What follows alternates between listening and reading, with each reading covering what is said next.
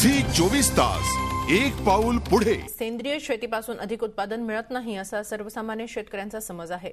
मात्र हा समज अनेक प्रगतिशील शेतकऱ्यांनी केव्हाच खोटा ठरवलाय। अशाच शेतकऱ्यांपैकी सातारा जिल्ह्यातील शंकर खोत यांनी सेंद्रिय पद्धतीने पपईची लागवड करून 40 टनांपर्यंत उत्पादन घेतलंय। अशा प्रकारे पपईपासून साधारण 7.5 लाख रुपये मिळण्याचं उद्दिष्ट पूर्ण झालंय।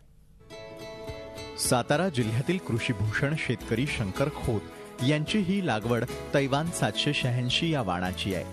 3 एकरात 750 रोपांची लागवड झालेली आहे। 10 बाय 10 अंतरावरील ही लागवड असल्यानं त्यांना आंतरमशागत आणि आंतरपिकासाठी चांगला फायदा झालाय।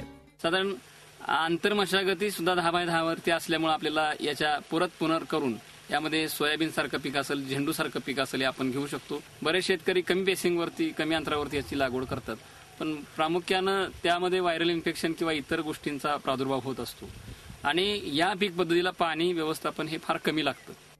शंकर खोत यांनी पपईचं उत्पादन घेण्यासाठी रासायनिक घटकांचा वापर केलेला नाहीये, तर शेतात ताक गाडून एकरी 20 टन शेणखताचा वापर केलाय।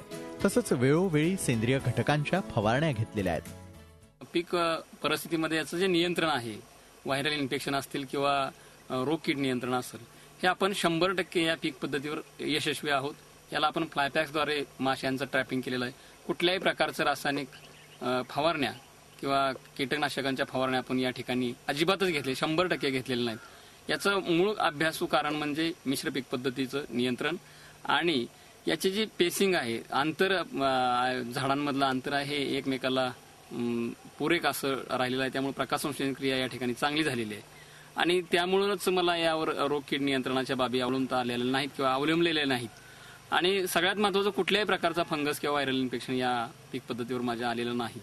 पपईच्या झाडाला लगडलेली या हिरव्या आणि परिपक्व पिवळ्या फळांची विक्री ते चढ्या दरानं करतायत। एका झाडाला साधारणतः त्यांनी 100 फळं घेतल्यानं त्यांचं उत्पादन एकरी 12 टनांपर्यंत मिळतंय।